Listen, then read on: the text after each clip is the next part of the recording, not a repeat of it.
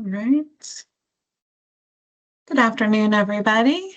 Thank you for logging in. We're just going to do one more minute, get everybody that registered to sign in. This meeting is recorded and you're probably already set to be muted and off camera, so just keep those settings.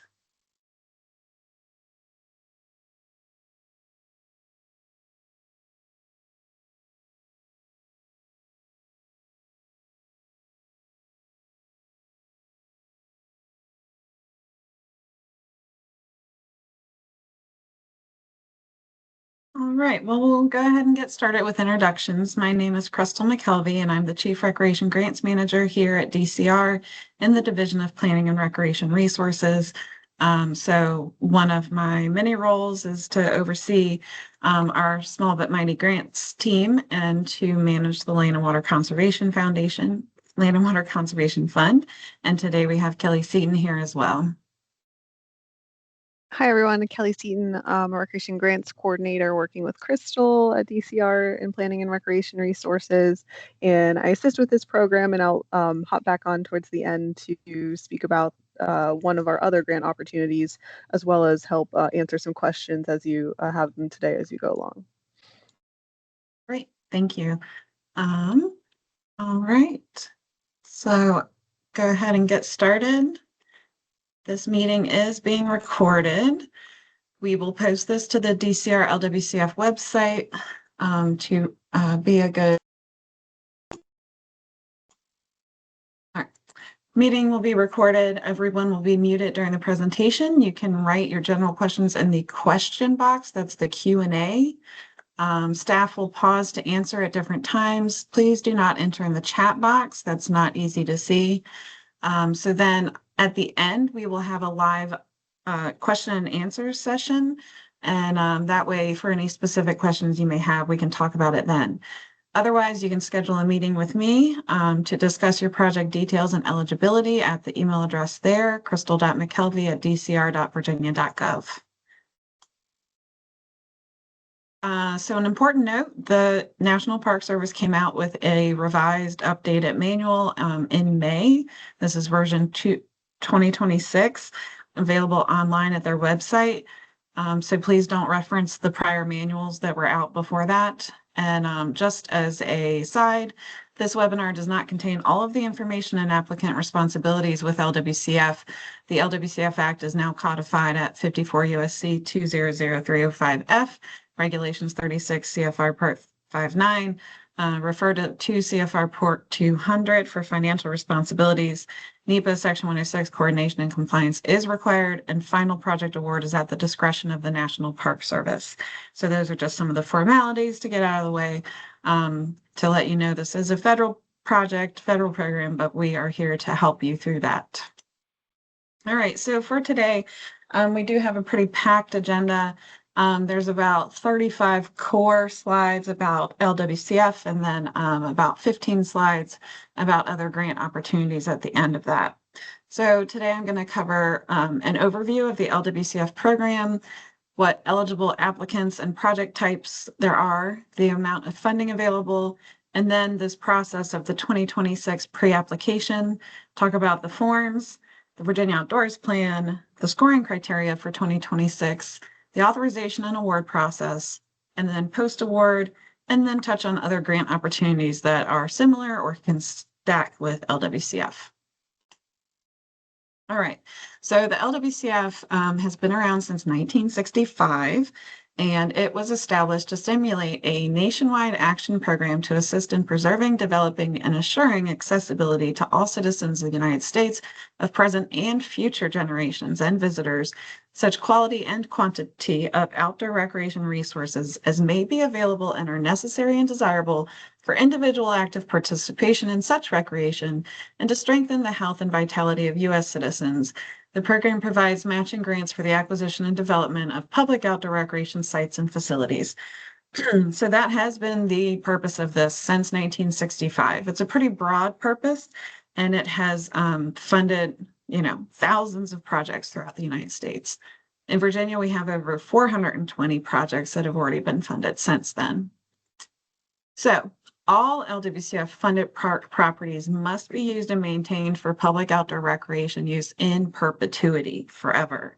If any part of any property funded by LWCF in the future were to be used for any purpose other than outdoor recreation, a conversion would be activated.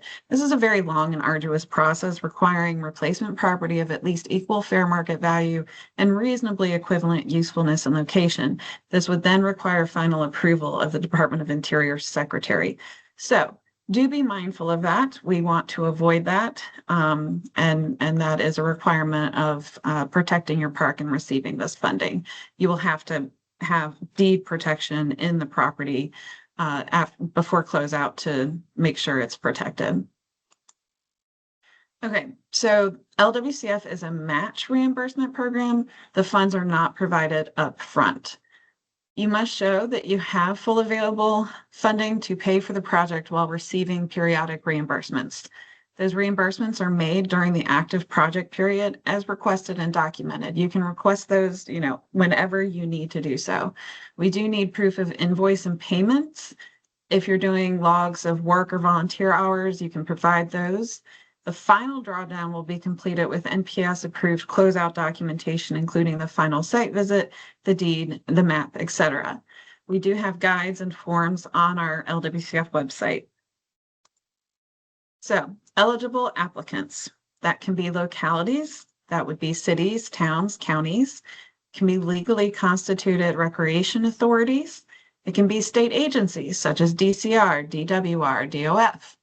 And it can be tribal entities, federally or state recognized tribes or sovereign nations. Other public authorities, you can talk to me about that. If you have proof of ability to hold and maintain property in perpetuity, you may be eligible.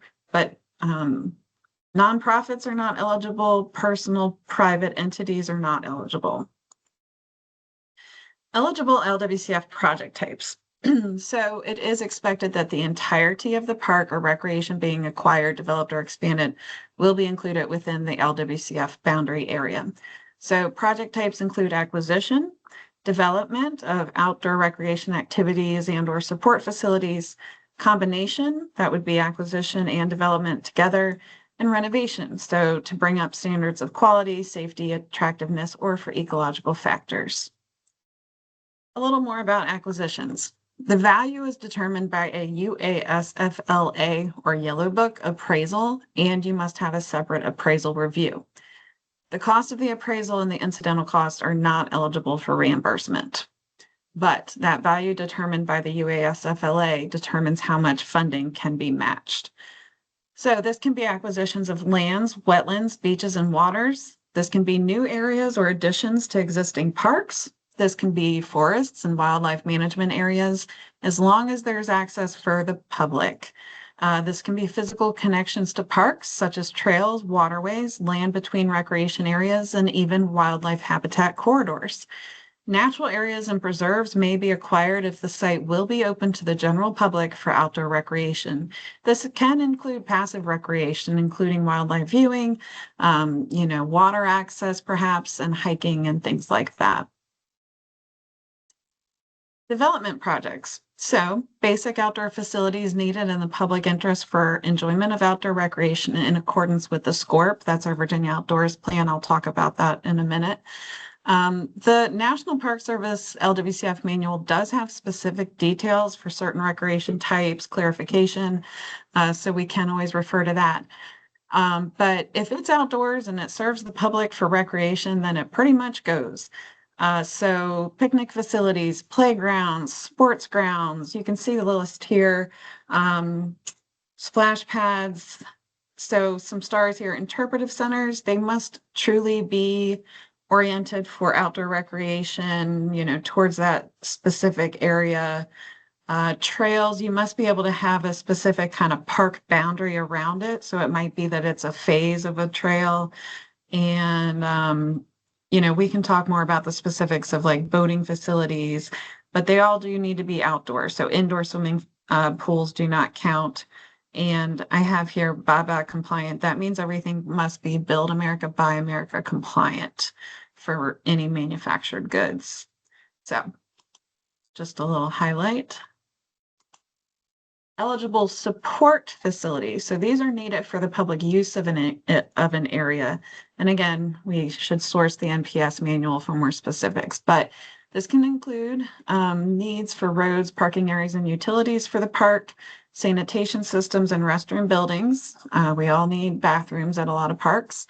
Visitor information centers, kiosks, wayfinding signage, pavilions such as spectator seating, outdoor amphitheaters, operation and maintenance facilities that support the recreation of the area are eligible. And erosion control and shoreline stabilization, there's an asterisk here because the cost of that does have to have development on land of at least equal or greater value as well with the amenities provided. Part of your project can include beautification, such as landscaping, restoration, dredging, native landscaping, and then safety features and energy conservation elements can be included, and then creating wetlands is a possibility as well. Ineligible projects, basically anything indoors is not eligible. This is very specific to outdoor recreation. So any indoor facilities, gymnasiums, any community senior centers, semi or professional team arenas. And then this program is not for preserving historic restoration purposes only. If there's a historic property and there will be provided recreation such as outdoor picnic areas, walkways, trails, etc., that may be eligible, and we can talk more about that. Facilities needed to solely meet physical education athletic program requirements of a school are not eligible, but there are some instances of when recreation on school property that allows public use may be eligible. So if you're considering something within a public school area, please do contact me. All right, let's see. Funding for the 2026 grant round. So we did have remaining funds from the prior grant round of about 3.8 million. And then the 2026 apportionment was announced by the National Park Service at 7.2 million. So there is $11 million available for this grant round. This is a 50-50 match reimbursement program again, so that's 1-to-1. So this year we set the minimum request at 150,000, so that would be a total project cost of 300,000. And the maximum award amount is 2.5 million, so that would be a project of 5 million or more.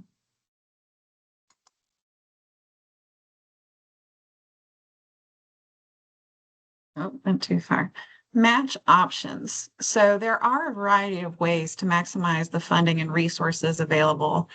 You can just do a cash match. It can just be, I have $1 million and I'm asking for 500,000, and be pretty straightforward. But often, we need different ways to match. So you can use pre-award expenses if this is later approved by the National Park Service in your award.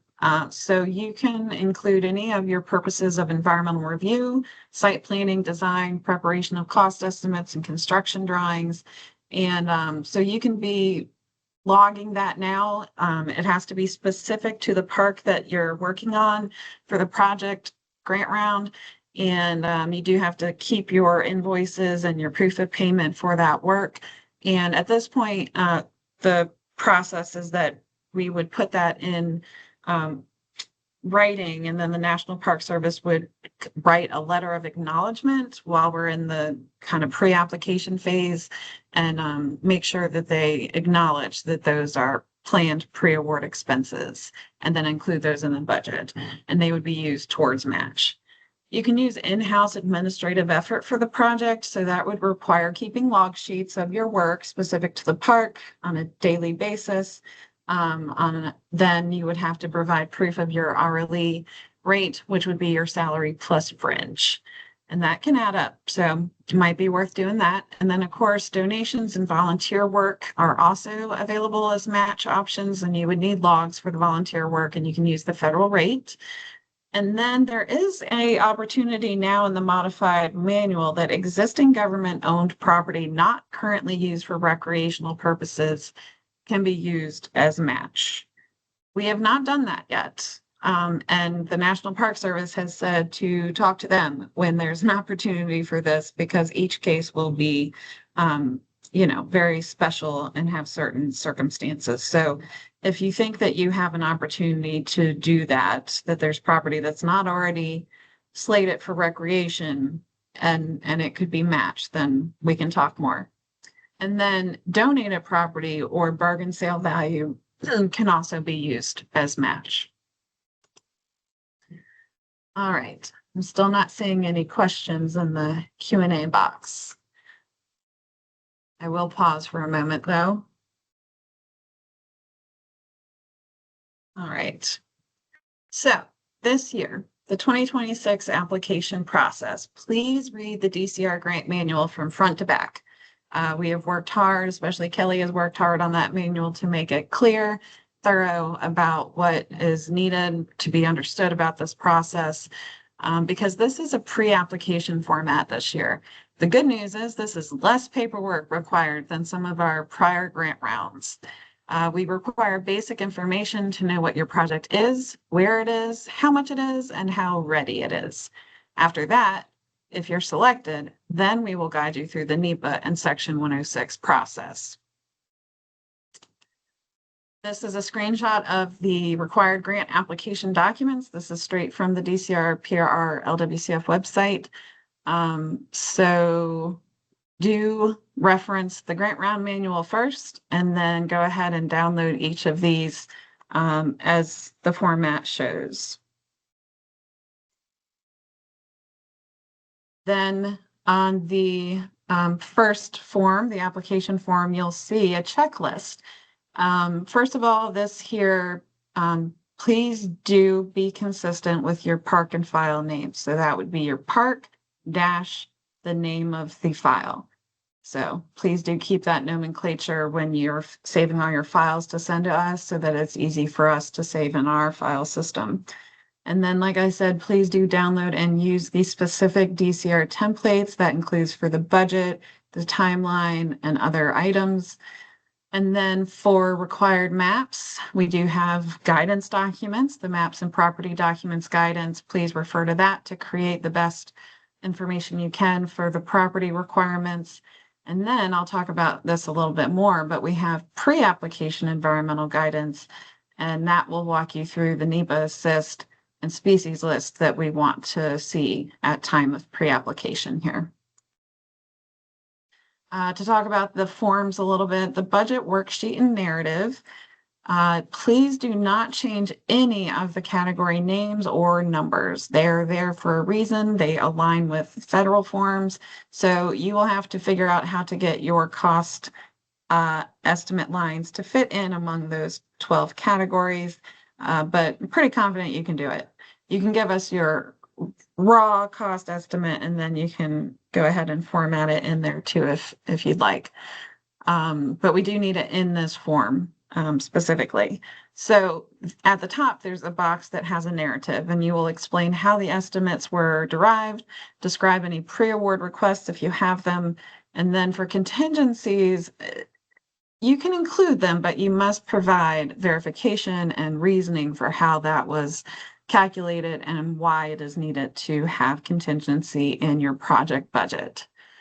Then there's also a box for funding sources, and that would be itemized to show how much money is available and what kind of funding that is, whether it's donation, funding sources by type, match, donation, cash, etc. And then, like I said, use the detailed budget, contingencies lines only if necessary, and must have narrative. And then the contingencies will be tracked in the reimbursement documentation. Then make sure it all adds up and balances to be 50-50, and please use even numbers whenever possible. We don't want to have to deal with like portions of money and pennies. All right. Timeline document. And these are timelines that we have, and then for you to consider when you are writing your timeline document. So from application now to award is expected to be approximately 1 year. because this is a process, and NPS has their own process to go through as well. So your applications are due 4 p.m. August 27th, no later than that. Then in September, our scoring committee will be looking at them all and scoring them. And then we will meet at the end of September, sometime around there, to do the project selection.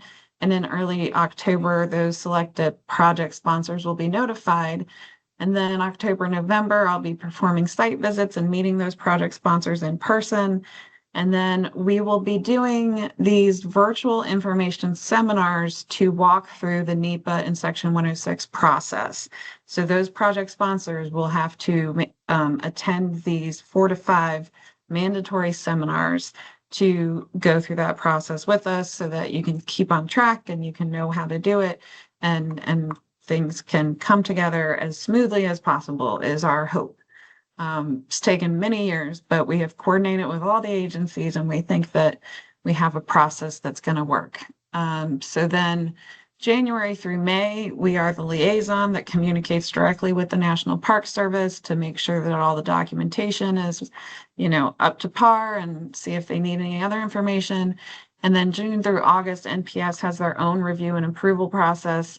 And therefore, we expect the project awards to come by September 2027, if not a little earlier. So therefore, your project period, we're expecting it to be from October 2027 to September 2030. They are 3-year project award periods. And so I just want you to know right now that you're looking at starting in 2027, and do consider that when you're writing your timeline document. So over here, I just want to say it takes dedication, perseverance, and patience to get through an LWCF project. All right, more about the pre-application documents. If you are doing an acquisition, we do want to see a willingness to sell letter, some documentation that the current owner of the property is willing to do business with you and have this property become public. And then we do want a conceptual design plan if possible. And at the minimum, we do want to know what kind of recreation will be available within 3 years of acquiring the property, which is the expectation of the National Park Service. For development, we need to see a site design plan to know where your recreation amenities are going to be. Preferred, we would like a designed engineered plan so that there are very specific knowledge of depth of disturbance and what kind of wetlands and other things are on site that will be factors for the review. As I said, we have guidance, maps, and property documents guidance on the DCR LWCF website. So we do need the proposed LWCF boundary map. As I said, that should be the entire park property. And then we need the property tax cards and deeds. So you can go, most localities, except for a few in Virginia, have local GIS databases now, and you can go into those and then you can actually source and find those tax cards.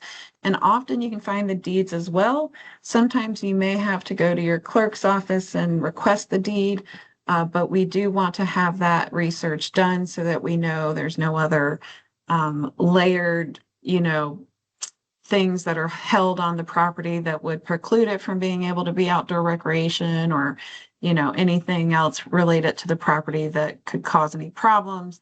And we want to know that boundary is pretty well understood. If you have surveys, please do provide those. And we like to see photos of the project site up to 10. You can put those on a Word document. And the property details are important. So let us know what we need to know. All right. So we do have pre-application environmental guidance PDF. So this has step-by-step screenshot guidance to use. We are requesting that you use NEPA Assist. It's a tool for preview of potential environmental concerns. It's an EPA website mapping tool. Then it will also link you to being able to use the IPAC report. This is the United States Fish and Wildlife Service Planning and Conservation System. It provides a list of potential threatened, endangered, or proposed species in the area. And you can also source the environmental screening tools in the Virginia Outdoors Plan Section 4, which is screenshotted here, and the link is here down at the bottom. This is a visual of what the PDF pre-application environmental guidance looks like. I say this because there's also another environmental guidance document, so make sure you're using the pre-application PDF. So for NEPA Assist, Allison, we made true step-by-step guidance on this PDF. Use the most accurate boundary as possible. You can draw your own polygon, or you can even load your shapefile if you do have that. But she walks you through it so that it will make the list that you need. You include the NWI wetland analysis, and then it will only give you a resource list of the species. You will be doing a more thorough FWS review later in the full compliance review phase. So this is just giving you and us an idea of what might be there to consider. So I've mentioned the Virginia Outdoors Plan. If you're not familiar with this, this is our statewide comprehensive outdoor recreation plan, or SCORP.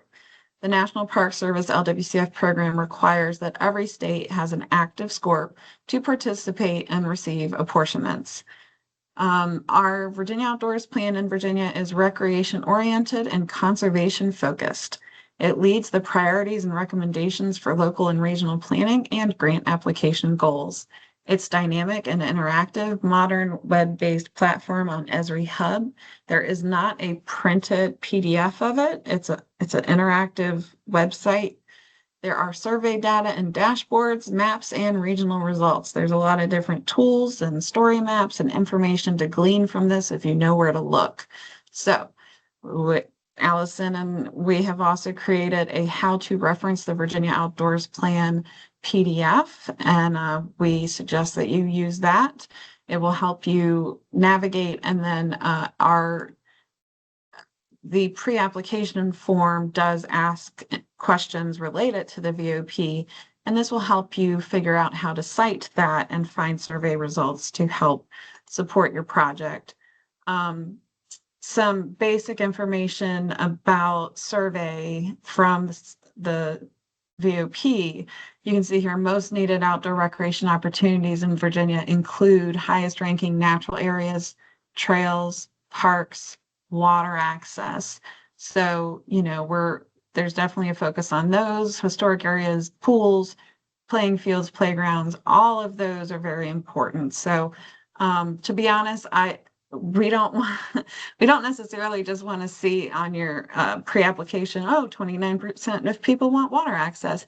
You can dive a little deeper into the VOP and find a little more information if you put in the effort. But it is telling that 86% of Virginia citizens do believe it's very important to protect Virginia's natural and open spaces from, like commercial and residential development, perhaps. So there's a lot of support, to be doing what we're trying to do. All right, so a few more notes here about the pre-application form by question, by what's in there. So project scope, please include all recreation amenities to be included, be inclusive. Accessibility is very important, both to, DCR and the National Park Service. Think of all the possibilities that are feasible, and there's a lot of options described in the Virginia Outdoors Plan Section 2.2. Expanding access, so for outdoor recreation priorities, community needs, increasing types of recreation, etc. How are you providing those opportunities for people that don't already have them? Partnerships, have you been communicating and collaborating with different groups and nonprofits and people of the community? Is it in a local or regional plan? Let us know. We don't want to have the whole plan necessarily, but you can give us a link and a reference. For resiliency, we want to know that you're thinking long-term, both in design, operation, and also ecological factors is important to consider. Design completeness. Do you have enough information? Honestly, if you're still in the conceptual phase, this may not be the time for you to apply. You might have to work it out a little bit more. But I will talk about that a little bit additionally. Environmental review. How much have you researched? Again, it is not necessary for you to have your NEPA in Section 106 completed right now, but have you already thought about the environmental factors on your site? Do you see if there's any impediments or, things that are going to require a lot of permitting? Again, not impossible, but they're just things to consider. Implementation, are you able to proceed with the Section 106 and NEPA review? And will you be able to commence with construction within a year? That's, the expectation of the National Park Service is to begin construction within a year of award. And then if you're doing acquisition, are you able to implement that process in the way that the willing property owner is willing to do so, and all the steps that are required? Okay, and then I'll talk about scoring criteria for 2026. So we want you to tell the story of how your project is unique, well thought out, and, will provide meaningful recreation opportunities. So I recommend that you take a look at the scoring criteria while you're also, writing your answers to those categories in the pre-application form. Our committee is 6 interagency employees with expertise in everything from recreational planning, grant management, land conservation, ecological and biological conservation, and archaeological historic resource management. The project averages are ranked from highest to lowest are funded through our available funding.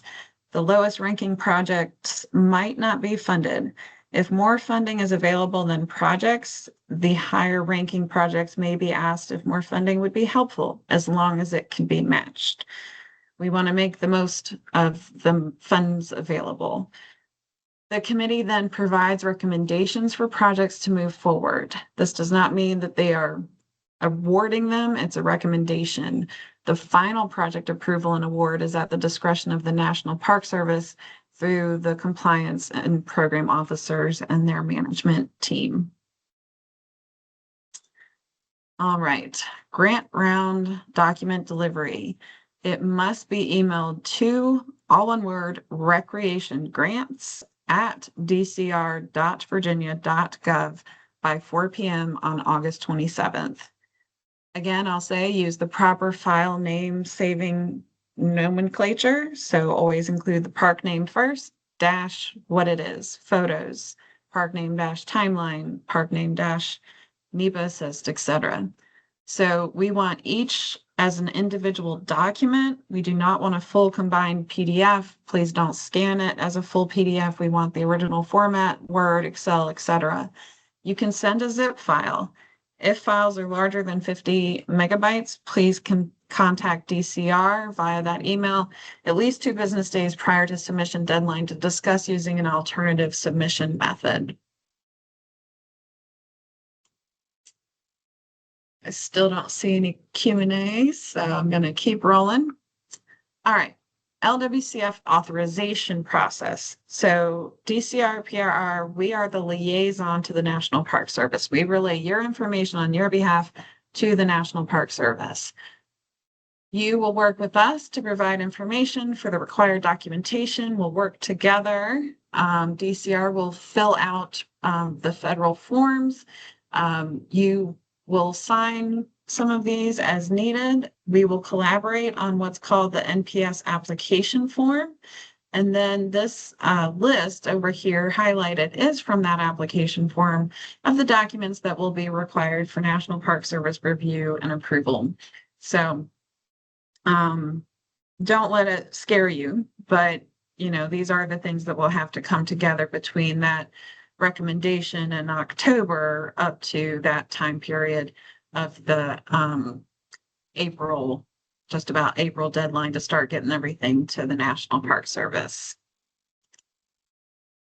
So that's where phase 2 compliance comes in. So like I said, after you're awarded, after you're selected, we will contact you and work with you to work through the NEPA in Section 106. So there is already a document that you can reference called the phase 2 compliance for environmental guidance. This is a screenshot of the first page of it. And each of these steps will be discussed as a group, and it will ensure that the correct entries and procedures for required documentation will take place. If you've already done some of these steps and have some of this correspondence, that's great. You can provide that in the pre-application even now so that we know it's done, and we'll figure out which parts still need to be completed, etc. Each project is going to be unique, but we're going to work together to complete the package of all coordination. Again, please save each document individually as a PDF. That's how NPS prefers to have them. But yeah, each of these steps will be basically a mandatory virtual meeting with myself leading you through the process. So review tips that are important to note. For the map, be consistent and inclusive. Through this review process, you need to have the same project boundary, area of potential effect, and current land conditions. The project description needs to include the depth of disturbance as long as it's known, and the scope of the LWCF proposed work in full, and an understanding of the full construction area, including where there may be laydown areas and staging, etc. When submitting for any review, it's going to be important to include that it is for consideration for federal LWCF grant funding and NEPA Section 106. It does take between 30 to 60 days, depending on the agency, for correspondence, for response from when you submit to their database. Some of these agencies may request surveys or further information, and ultimately communication is key. So we are going to be guiding you through the process, but we are not going to be doing the actual correspondence with the agencies. You will be doing that correspondence as we guide you through it. And basically these logos here are everybody that you're going to communicate with. All right. So the award process, we get through all of that, and National Park Service will release a notice of award, and that will set the project start date. And then DCR and the project sponsor will have a signed sub-agreement, and that will describe the requirements and conditions of the federal award. It will basically be, a cover sheet to the notice of award and the agreement between DCR and project sponsor to work together to meet those needs. You'll have a 3-year project period. It is possible to get up to a 2-year amendment with proper justification and National Park Service approval if needed. In very special circumstances, some projects may be awarded with conditional awards, but that is totally up to the discretion of the National Park Service. And that would be if perhaps you needed to still do a, archaeological or historical survey or something like that. But we try to avoid that by doing the procedures for review and compliance with the plan that we have for this year. So post-award, once you've successfully done your project and your park is in place and your community is enjoying it, there will be, once you're awarded, yes, you will follow the procurement procedures of 2 CFR 200. You will obtain and comply with all required permits and time of year restrictions that may be required through compliance. We will be requesting quarterly reports so that we can check in on your on how things are going. Drawdown request, that reimbursement can happen anytime with that proper documentation. We have a whole guide on how to do that. The closeout procedure is also there, and you should prepare for doing that 6 months prior to the project end date. And the deed will be needed to be updated with LWCF language, and there will need to be a LWCF sign, and I will perform a site visit before the project closes. Then your community can enjoy it. I got ahead of myself. All right, so important things to consider, just kind of wrapping it all up here. Project readiness. So as I said earlier briefly, if you are just kind of at the concept phase of a drawing on a napkin, and you have somebody at the locality that just really has a great idea and they really want you to push it, it just depends. You do need to be beyond the concept level. You do need to be at the stage where you can place on a site plan where your amenities are, show that your community has vested interest in this, and that you have considered environmental impacts to work around, et cetera. Then are you willing to invest both time and money? It does take, upfront work on this, and it does take upfront money if you're going through the process of NEPA and 106 and design and cost estimates now, without knowing that you're getting the award yet. I understand it's a little tricky. And again, those can be pre-award expenses, and you may hire a consultant to be doing this work, or you may be doing that in-house. So both of those have different types of investments of time and of money and energy. So consider that internally. And then also, it's pretty frequent that projects do get requested by DHR to have a phase 1 survey completed. So make sure you could be prepared for that financially. And that can be a reimbursed cost.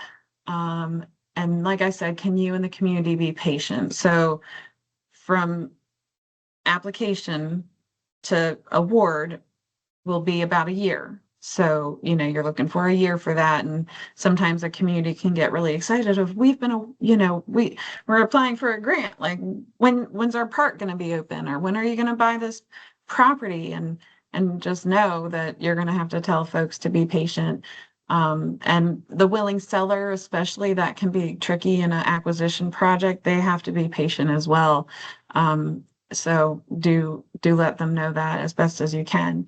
And then, do you have a dedicated person to serve as our contact and and organize those responses for NPS, and to coordinate with the agencies and talk to your teams and internal and partners, et cetera, and to organize the files that will be created for the project? We do need to have somebody that's passionate, committed to doing those things.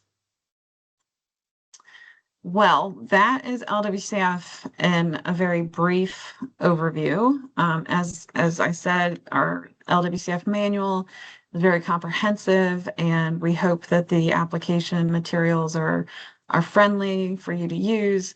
But this is my information, crystal.mckelvey@dcr.virginia.gov. That's with a KRI. And you can schedule a meeting with me if you have eligibility questions or want clarification of the pre-application requirements. And Crystal, there's a couple of questions in the Q&A, if you could take a look there. And then we have one question in the chat right now. Okay, I see. Do you have any tricks for getting the NWI wetland response to load? Mine continually says loading. That's on the NEPA assist. I hear you. Sometimes that is very slow to load. It usually does work eventually, but you can run it once without checking that, and then you can go to NWI itself to do wetlands. So we can run that together if you would like to later, Michelle. Regarding the historic facilities, if that facility is going to be used for storage on the project site, can that count toward the match, or can we use grant funds towards that? Basically, so historic facilities in general, you have to confirm with DHR. They have the right to say what can and can't be used with different historic features, whether it could be used for storage and whatnot. And if it's storage for outdoor recreation things, then that would be eligible to be used, and then towards match or grant funds. So I'm wondering if that means for acquisition. If you're acquiring a site that happens to have historic facilities and DHR reviews it, and you've been upfront about how you're using all the facilities and they okay it, then it seems like with your question, it should be all right. But we can talk more if you would like to. Um, okay, can two parcels for one project be included on one LWCF application, or does each parcel with separate current owners need its own LWCF application? If it's going to be one project, one total park boundary, but it's two parcels, that definitely can be one project, one application. It's just that if it's separate owners, then you're gonna have to have two willing seller letters. All right. I work for a planning district commission, PDC, and we are interested in putting a roof, lighting, and seating on an existing bandstand. The bandstand is in a town pavilion, not a park, though. Currently used for farmers markets and town gatherings, so does it count as a qualifying recreation area? Bandstand. Kayla, I think we should talk a little bit more about that. Um, because sometimes putting a roof on something does not qualify. That can be considered sheltering, which has its own section in the NPS manual. Um, and then, yeah, we would have to determine if it's actually a park or not. If the area does not consider it a park, that would be tricky. The locality would have to be willing to put a boundary around it and call it a park in perpetuity. So we could talk more, but that one sounds tricky. All right. And there's at least one question in the chat. Okay. Our site has a baseball and football field that the schools use for practice, not exclusively, lots of shared and public use. Would some match and or a letter of support from the school system be beneficial, or given that this is explicitly not a priority of the funder, would that be counterproductive? Um, yes, I'm match or letter of support from the school system would be beneficial. Um, and that's fine, you know, that something is used by a school, shared use. The National Park Service might request just like an example of a calendar of, you know, ensuring that it's open at reasonable times for the general public, and curious what the school, you know, schedule might be. But yes, it would be interesting to know what the school would be willing to do um to be match or support for that. Sounds good, Catherine. Yep. All right. Um, okay, not completely clear to me. Can a project break ground prior to a grant awarded? Great question. No. Do not start construction and do not do acquisition until you have the project award in hand. Great. And then if a locality applied for the most recent round of RTP but was not selected, would it be appropriate to apply for this opportunity, assuming we met the requirements? Absolutely. Yes. You know, you can apply, anybody can apply for LWCF. If the park has already been LWCF in the past, that's cool. You can apply again. Actually, if you have RTP funding going on, LWCF and RTP can match each other, which is pretty interesting. If you already have an LWCF project going in your locality, let me know, but you should be eligible as long as your other project is in good standing. So there are some limitations. Federal funds, for the most part, can't match regular LWCF. So do let me know if you have questions about any of your funding sources that are other grants. These are great questions. Thank you, everyone. All right. So now that was the core of the LWCF information. And now we're going to talk about some other grant opportunities that are related to this. Kelly will cover ORLAP first. Yeah, Thanks, Crystal. And I just wanted to note, I did see that a couple more questions came in, so we can circle back to those questions after we talk about these other opportunities. Yeah, so Outdoor Recreation Legacy Partnership Program, this is one that if a lot of the things about LWCF like sounded good to you, but maybe you're looking for more funding, this may be a good opportunity. It's a sub-program of LWCF, but it's a national competition. So any applications that we would put forward to the National Park Service would be competing against projects across the whole country for a larger pot of funding, but it is split, would be split among all the eligible applicants. And pretty much all of the project eligibility type requirements, and the same requirement to put that in perpetuity protection for outdoor recreation use on the property apply to this program.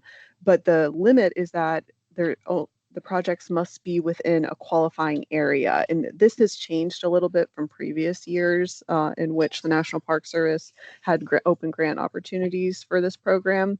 So this year, for the next 5 years, the qualifying area we have on the screen here in blue, it must be either a census designated urban area with a population of 25,000 or more as of the 2020 census, or if I'm not sure if any of these, I don't think any of these eligible areas would exist in Virginia. It's possible that you could have 2 or more adjacent of these census designated urban areas. And on the next slide, I'll kind of show you the map air tool they have to be able to find these and see if your project is within them.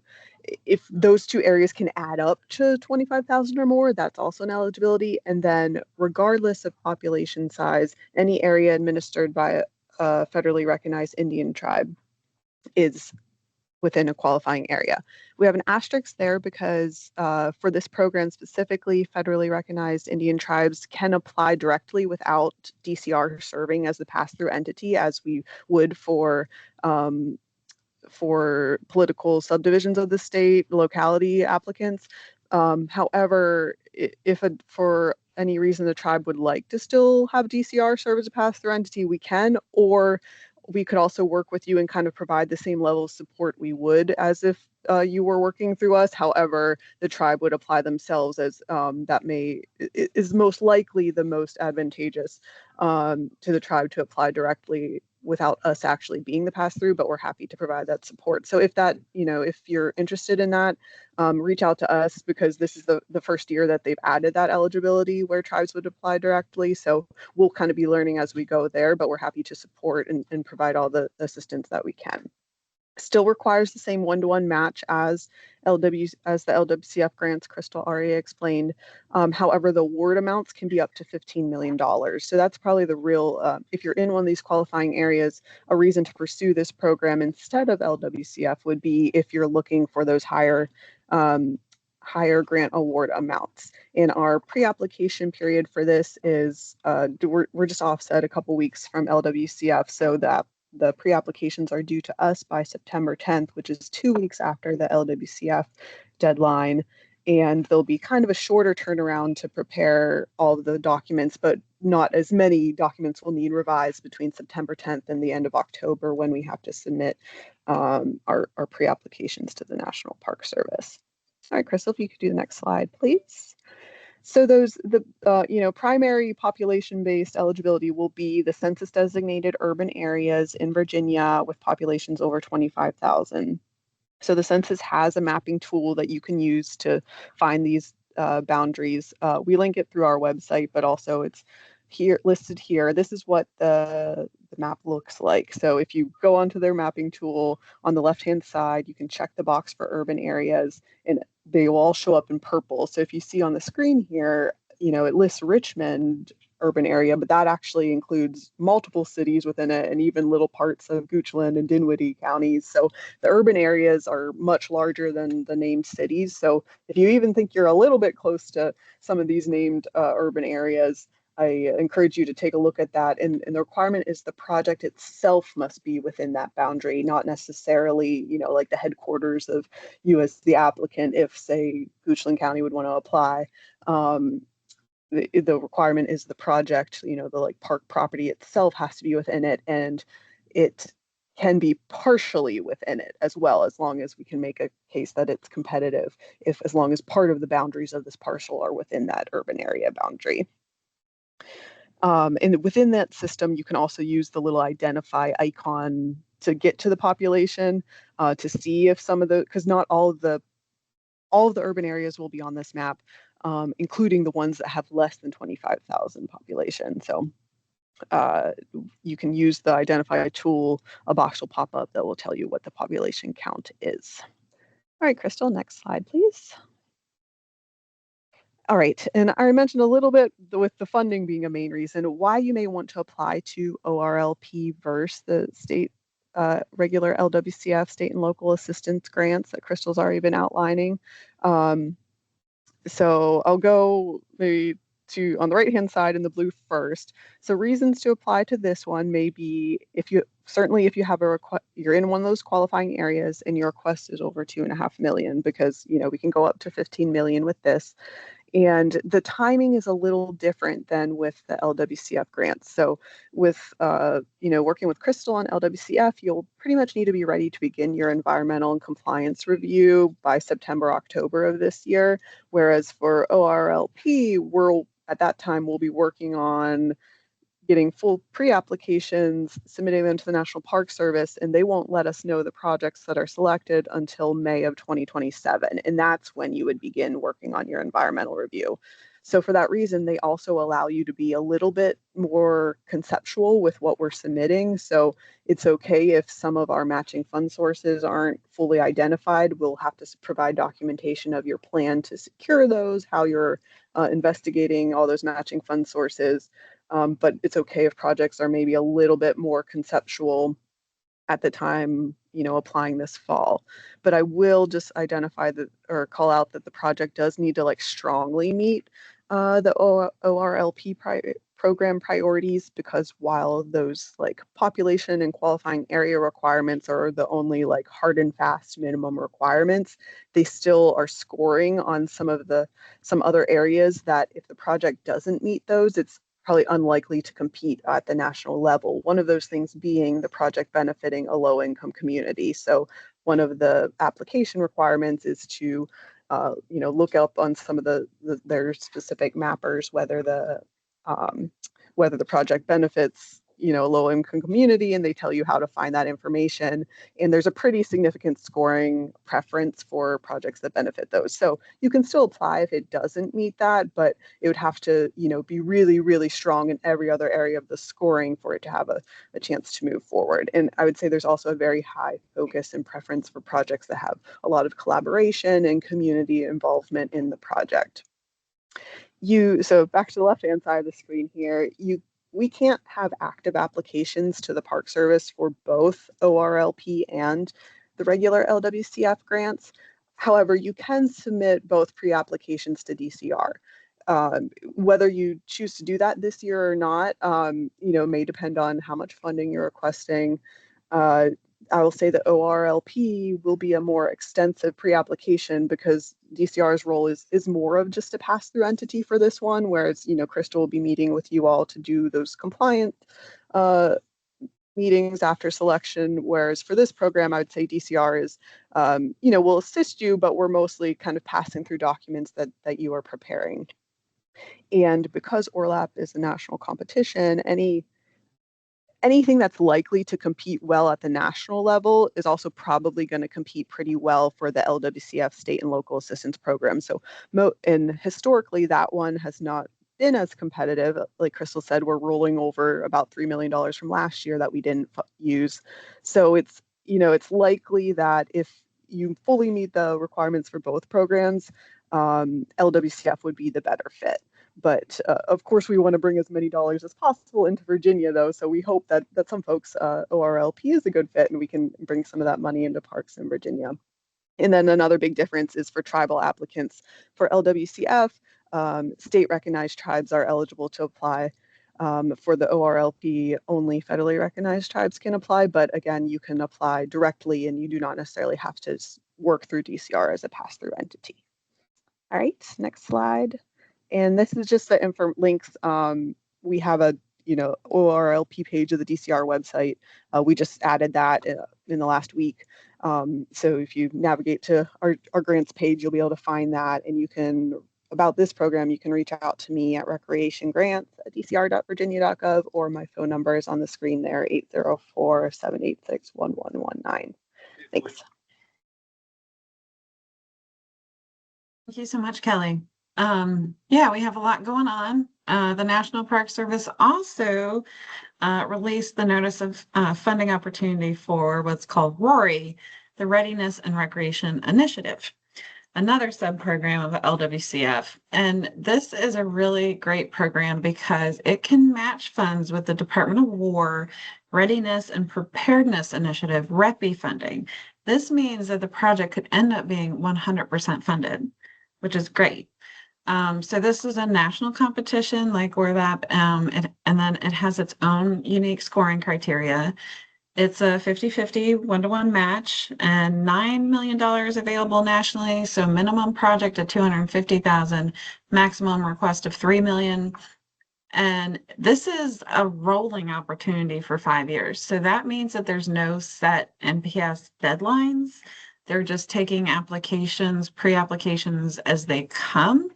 And I'll explain that that's because there's kind of a process to being able to get all the required documentation together. So we are going to aim for getting documentation together for our side of the pre-application, honestly, in the early winter, because as you can see, we have a lot of deadlines and things to do with LWCF and ORLAP for this fall.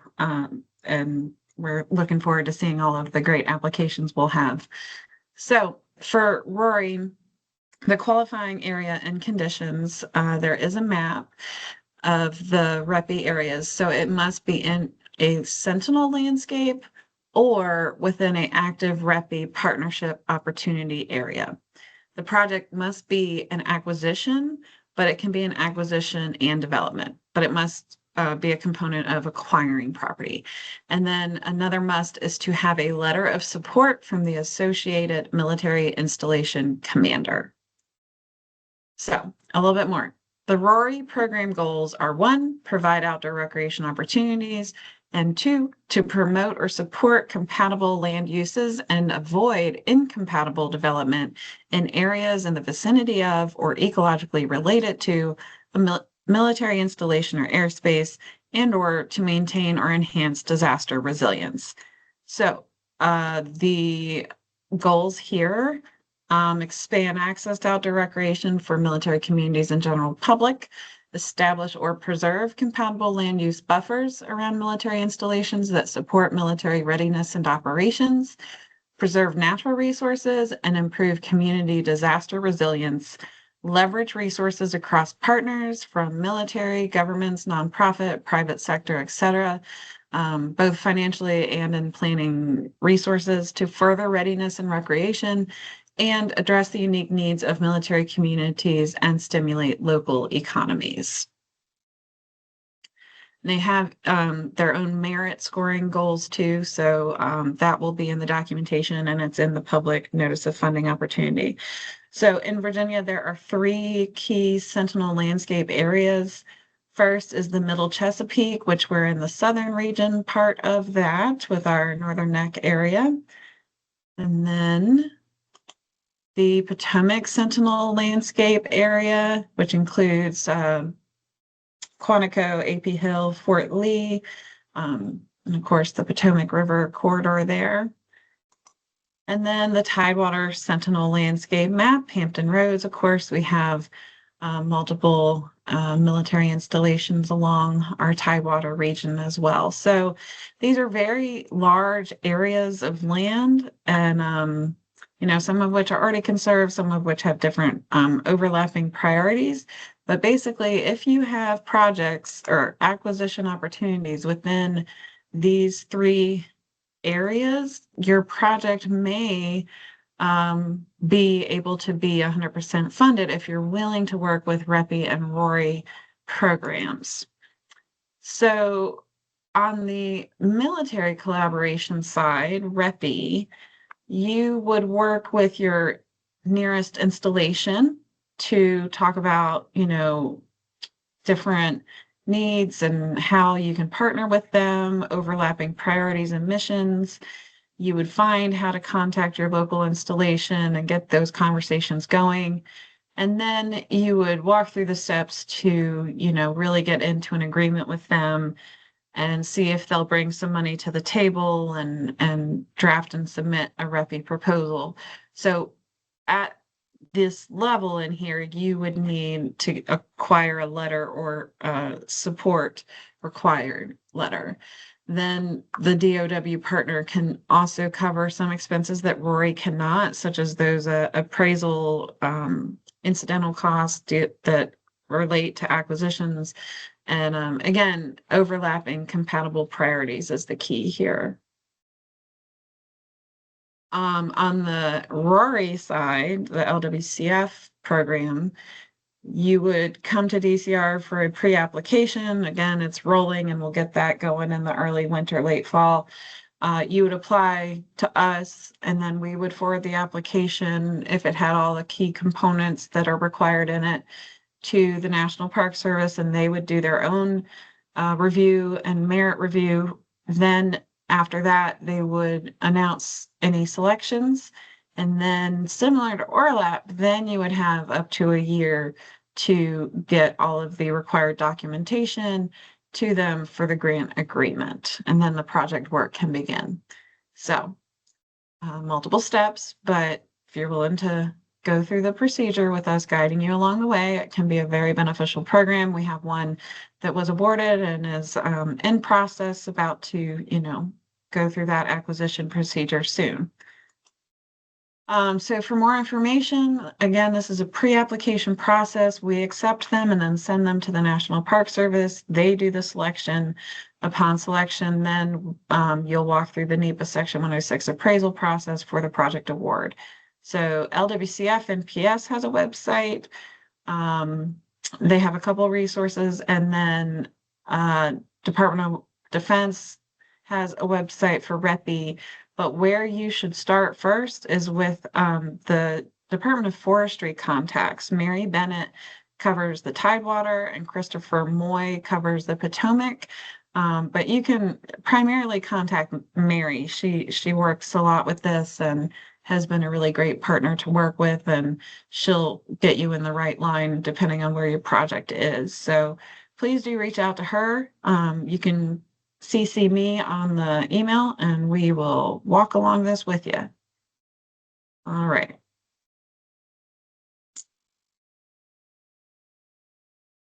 Then one more. Virginia Land Conservation Foundation. So this is a state program that is managed by our land conservation group here in DCR. We in Planning Recreation Resources do not administer this project, but we are on the interagency task force for the open spaces and parks category. So the 2027, the fiscal year 27 grant round for VLCF has a record of $17 million available.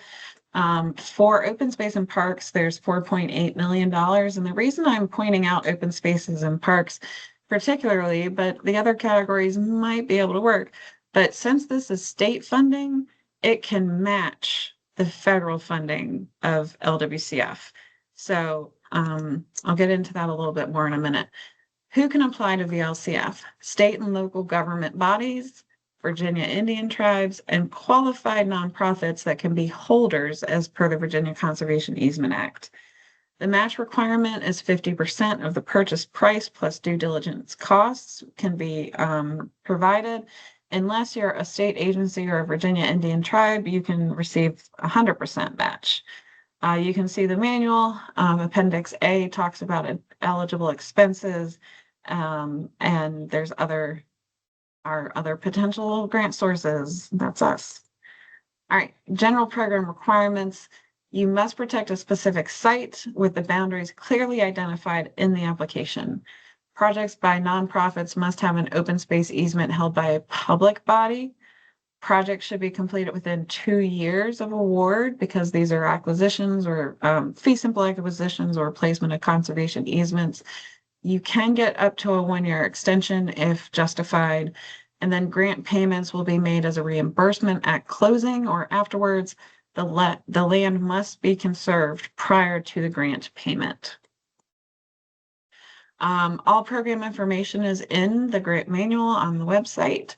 And then the appendices include application information, the scoring sheet for each category, and there's overall scoring. So do look at that scoring criteria carefully. There's example match letters and required resource protections for all projects. This program, VLCF, closes at 5 p.m. on August 21st. So there's a lot of different deadlines going on here.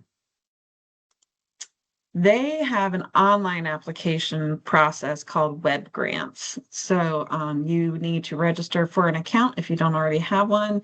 That's vadcr.webgrantscloud.com. You will follow the application directions and then attach your files, adhere to any page limitations, and submit your application.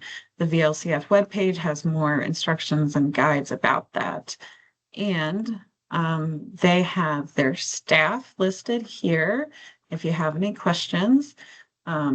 Suzanne Bolbakaya, Damian Martin, and Gina DeCicchio are all available to assist you with VLCF.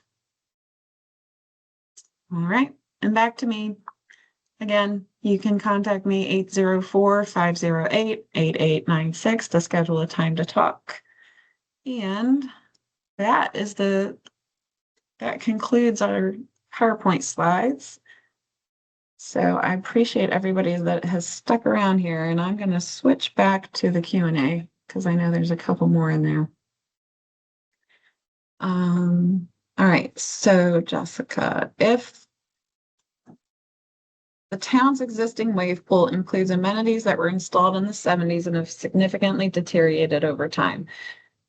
These facilities are not ADA compliant and are in need of substantial upgrades. As part of the proposed renovation project, would it be eligible to include the construction or renovation of a concession area to provide food and beverage sales to pool patrons? Yes. I assume it's an outdoor pool. Yes. So we do actually have an active project that is the concession restroom area being, it was demolished now and being renovated for ADA. And then upgrading things to be ADA or because they're deteriorated, yes, that counts as renovation. So that would be an eligible project from the sounds of it. And then Michelle, I think it would be beneficial for us to, meet and have a virtual meeting because your question might need me to consider it a little bit more. Can the property value be used more than once as the match if only a portion is used as a match? And or can we just use just one of the parcels at one time and then the other parcel at a later time? I would need to know more about the overall project, if this is a acquisition development combination, if the property has already been slated for recreation, and some other details would need to be understood. So please do email me. And then another question for breaking ground. If the project is in 2 phases, could you break ground in phase 1, but not phase 2? If that's the phase 2 in which you seek grant funding, that also is tricky because you really need to have the park go through the NEPA and Section 106 compliance. The agencies would rather not see, that the project has already been started. But it's tricky because sometimes parks, already did development like 5 years ago, and now they're coming in for phase 2 with new development. But if your phase 1 has already been permitted, and approved, then maybe. It just depends on at what level, Suzanne. So again, perhaps we should meet. And then just now one came in, question about using HUD, CDBG as match. We will approve the annual funding plan 27-28 sometime in spring, summer. What would suffice as documentation that we plan to have those funds allocated as match, knowing HUD won't approve final spending plan until shortly before award? Yeah, so you would, state that is, potential match funds. we would want to know whether you would be able to proceed with the project, even if that HUD was not awarded, or whether your project would basically have to, be delayed or be be canceled if you did not receive that funding. But we do know that a lot of times grant programs do not align. So yeah, you could put that as a potential source of funds, Catherine. All right. Well, thank you everyone for attending. And I think that you can unmute at this point if you want to just talk some things out. Thank you, everyone. Have a good day. Hey, Crystal, I threw one more question in there at the 11th hour. No, you're good. I have to click up to see them. Would costs spent on a master plan for the whole park be eligible for match as a prior expense, or is it just the A&E documents for the items we're constructing with the grant funding? The LWCF manual does include the words planning process, and I think it does include master planning. So yes, the cost for that, as long as it's documented correctly and it's specific to the park, should be eligible for pre-award match. Yes. Okay, great. And of course, that's contingent on approval of NPS financial folks, but Sure. so far, and it used to be up to 3 years prior to award, but now they've removed that up to 3 years prior because there's not legally a restriction in the CFRs. So it can be older than 3 years technically. Yeah. Okay. Yeah. But yeah, HUD can match typically. But like I said, if you aren't sure, then you just have to. Yeah. Well, I was thinking maybe the way to frame it is like that it could be additive, like we plan to use HUD money and like maybe to cover one specific, because like we're looking at doing an ask for like a picnic pavilion and a restroom would be kind of the main part of the ask. And I'm like, well, maybe we could do the playground as well if we had HUD money that we could match. But I think that would probably, like, the rest of the project would go through and would be fine. But if we didn't get the HUD money, maybe we wouldn't be able to do the playground portion or something like that, Yeah. So I think I'll just have to look at the numbers and see and talk to the HUD people. Like this year they gave us a chunk to do a playground. And so, I'm kind of hoping that becomes a regular thing. And so my thought would be to ask them like, hey, can you commit that same amount next year to a similar thing? But I know they won't be able to say for sure until council votes on it and HUD approves it next summer. So. Right. Well, great. Look forward to learning more about your project. That sounds good. Thank you. Yeah.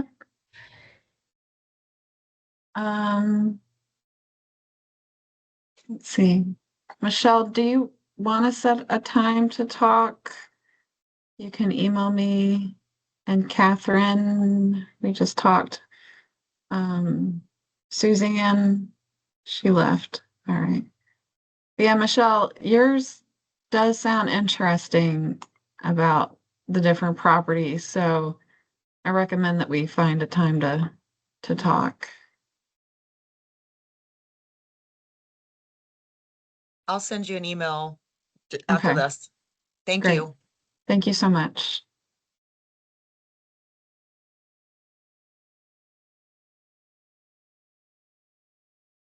All right, Catherine. Yeah, sounds good. Thanks, y'all.